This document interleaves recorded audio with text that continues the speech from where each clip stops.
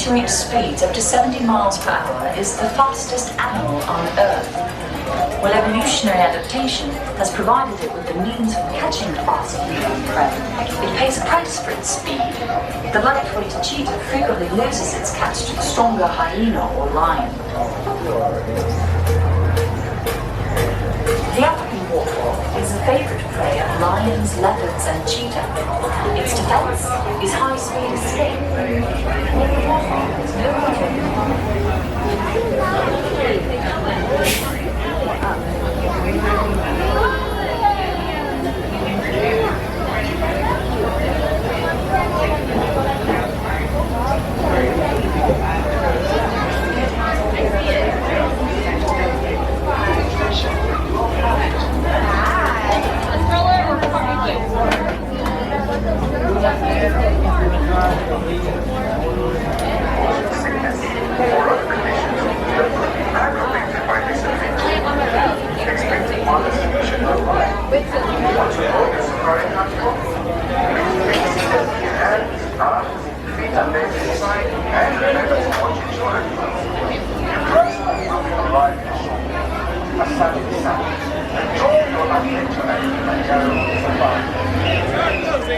Watch your hands in, feet on the right hand side, truck, doors are closed.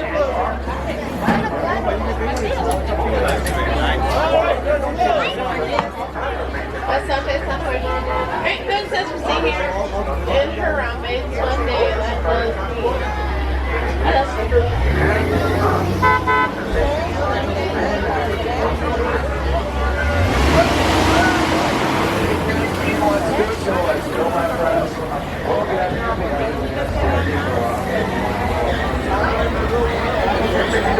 Kilimanjaro Safari. Para su seguridad, permanezca alimentado. Mantenga las manos dentro del vehículo.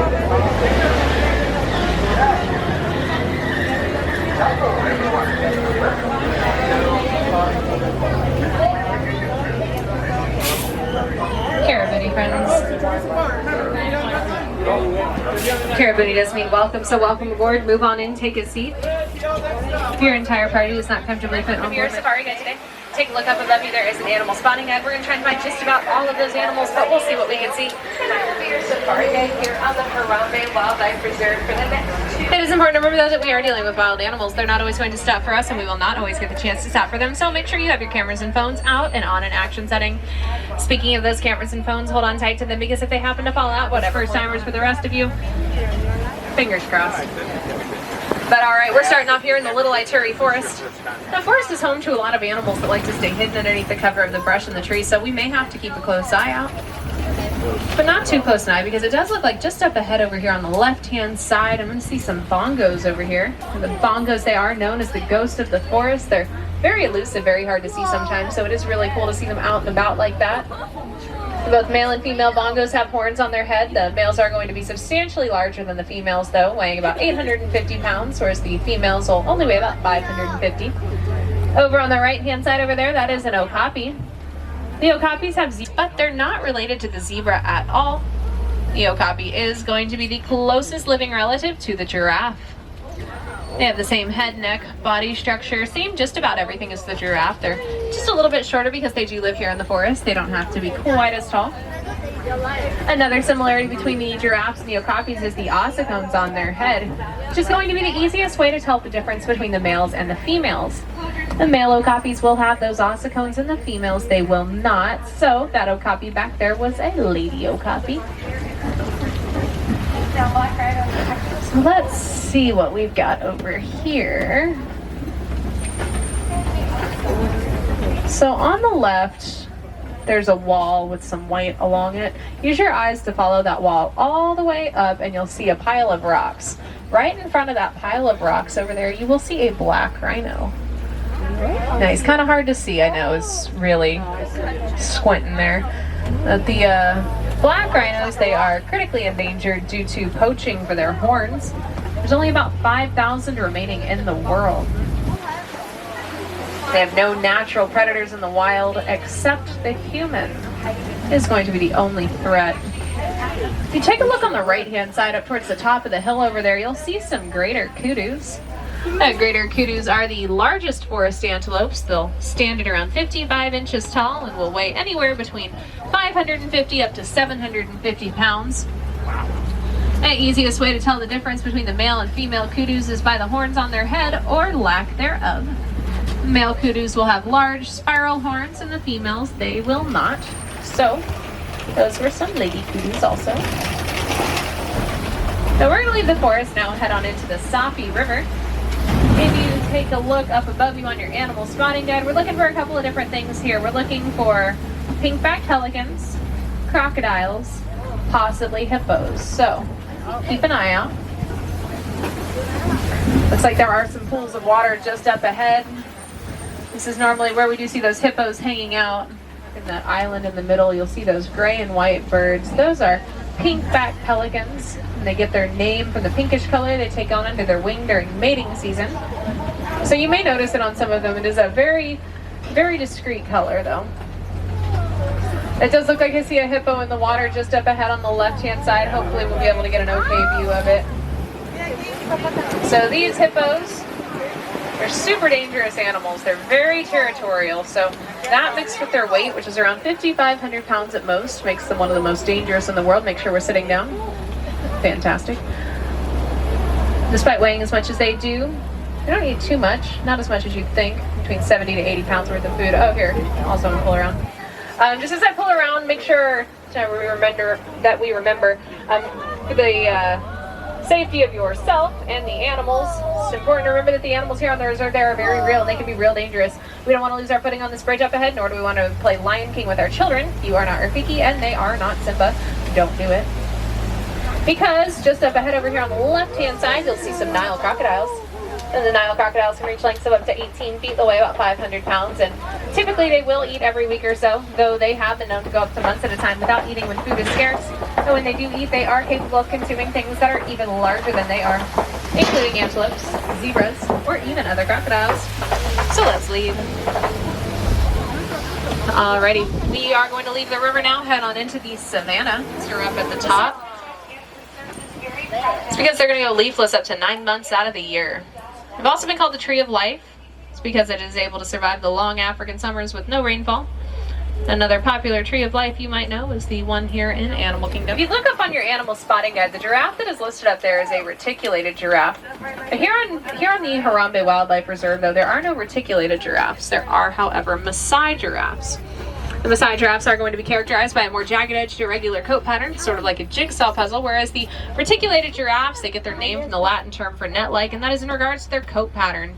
Very smooth, even pattern. It looks sort of like a net has been laid over the top. Now, if you are just outraged by the lack of reticulated giraffes, don't worry. We all are. You can head over to the Animal Kingdom Lodge, check them out over there. That's where they like to hang out. Inside over there, those are some painted wild dogs. They get their name from their unique coat pattern. It's going to be unique to each individual wild dog, sort of like a fingerprint. There's the dog. It's also going to help make them recognizable to each other, even up to great distances away. Oh, I love them. They are so cute. They are my favorite animal on the reserve. Super effective hunters, though. They hunt as a group, and when they hunt their prey, they'll stalk it until that prey does drop from exhaustion. On the left-hand side of the truck, farther towards the back, you'll see some sable antelopes back there. Those sable antelopes get their name, or they are the emblem of the Harambe Wildlife Reserve, and they've got those big horns. They're angled backward. It's going to help deter any predators from jumping on their back. They're also going to be used in sparring matches against each other and in shows of dominance during courtship. And while it is the alpha male of the group that will lead the herd, it's actually going to be the alpha female who decides the herd's movements. So on the right and the left-hand side of the truck, these mounds around us, these are termite mounds. They're made out of a couple of different things, including saliva, dirt, and dung. And after sitting out in the hot African sun all day, they're going to become as hard as concrete. The antelope will use these mounds to scratch with, and then when the elephants will use these mounds to scratch with, and then when the elephants knock them over, the antelope will use them to stand on top of to keep an eye out for any potential predators. Oh. What in the world? Sorry. Troublemakers. Oh, man. She's pretty cute. Actually, I think that is my favorite baby here on the reserve. So currently on the reserve, there are 5 babies. They range in age between 4 months all the way up to 1 year and 2 months. And there they all are causing trouble. So she is my favorite. She is the youngest. She's about 4 months old. So fully grown adult Maasai giraffe, like the one that came stampeding down the hill just a minute ago, standing around 18 to 20 feet tall. The babies are pretty tall too. They stand about 6 feet tall at birth. They're also able to walk about an hour after birth. It looks like we're going to hang tight right here just for a minute.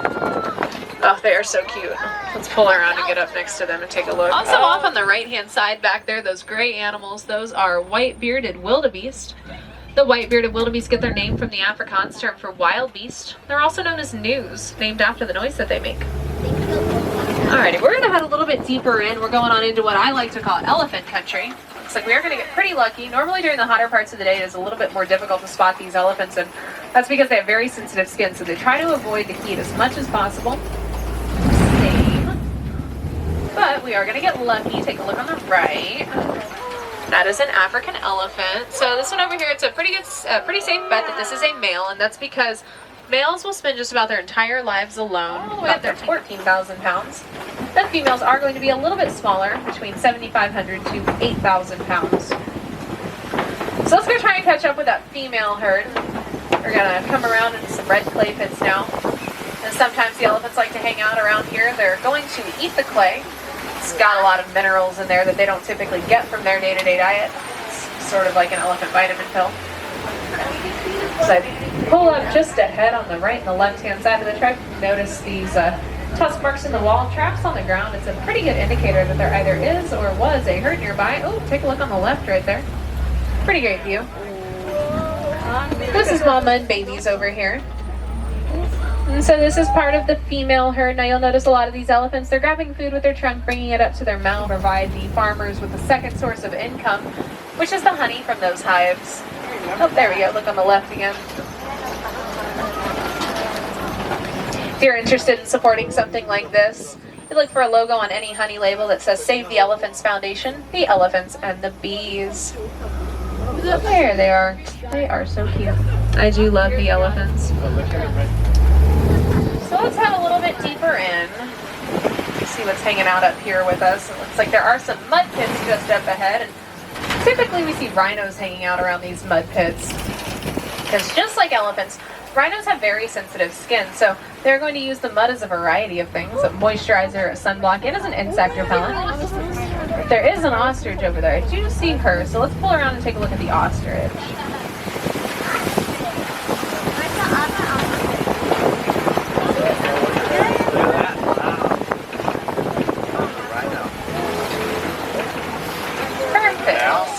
So the ostriches are the largest bird in the world.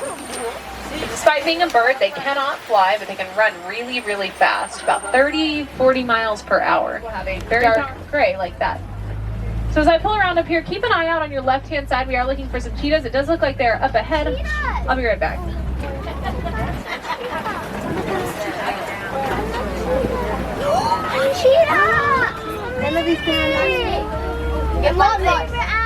Never mind, I guess I'm back. Alright, so if you take a look on the left, back up there, you'll see some of those cheetahs. The cheetahs are the fastest land mammal, capable of reaching speeds of up to 60 miles per hour in only 3 seconds. Right over here on the left-hand side is these rocks. Good rocks. These are actually copies. Now, all a copy is just a big rock formation jutting out from the ground, and normally the animal that we see hanging out on these copies, anyone know what it is? Lions. Lions. Now, I don't want to lie into you, but we're not going to see any right now. I'm sorry. I know. Now, just like you and me, the lions, they hate this heat a lot. They also sleep a lot, and I know a lot of us can relate with that, except they sleep like 20 hours per day, and if I sleep for 20 hours per day, I need to get myself out of bed. Them, it's okay. Now, they're a little more active in the evening, so if you want to see the lions, come back out a little bit closer to like 8:45. The last safari does depart at 9, and I always tell people that want to see the lions, come right at about 8:45, 8:30. It's a good show. Depending on what's happening, how the animals feel, that's probably going to be the only thing that you see out. So but lions are cool. Now look on your left-hand side, inside this little burrow right here. It's gonna be kind of hard. There is a warthog in there.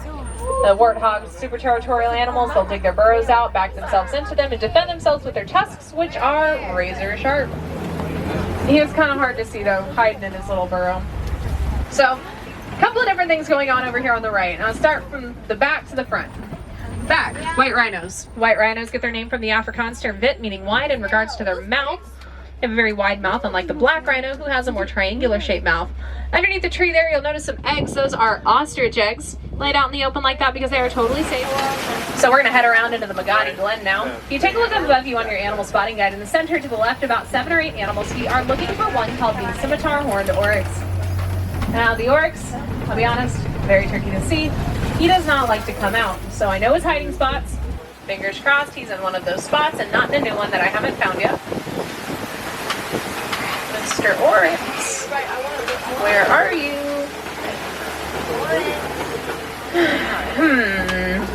It doesn't look like we're gonna get too lucky with the oryx today. That's okay. We're gonna head back to the village now, but if you're not ready for goodbye.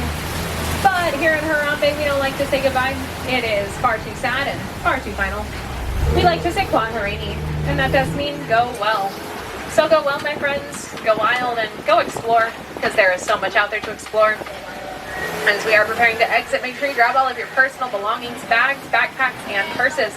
Any and all carry-on items. If you carried it on my truck, I'm going to need you to do me a favor and carry it off my truck. If you're sitting on the right-hand side, make sure you wash your hands.